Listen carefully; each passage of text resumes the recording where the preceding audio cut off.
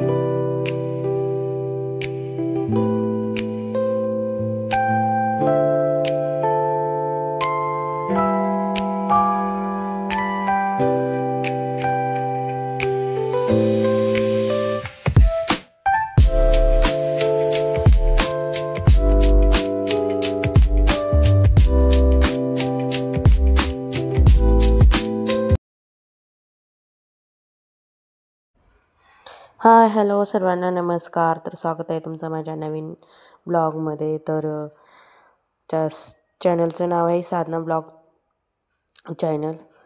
तर चला, मी आज आषाढी एकादशी निमित्त सर्वांना हार्दिक शुभेच्छा.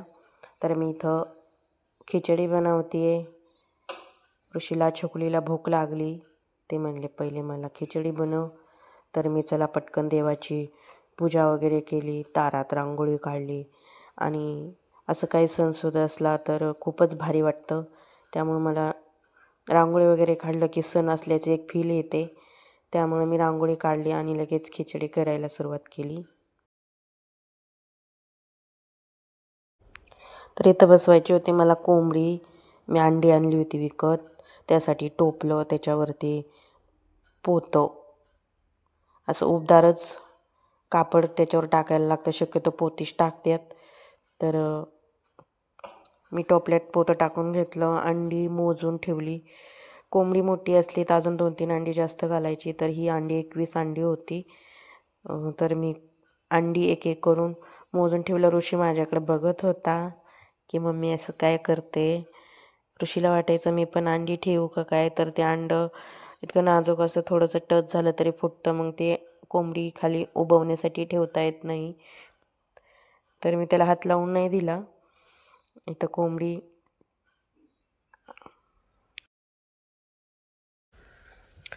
तर इथंच व्हिडिओ संपवते. व्हिडिओ कसा वाटतोय मला कमेंट्समध्ये पण सांगा. आणि व्हिडिओ आवडल्यास लाईक करा, शेअर करा, सबस्क्राईब करायला विसरू नका. व्हिडिओ जास्तीत जास्त शेअर करा. धन्यवाद.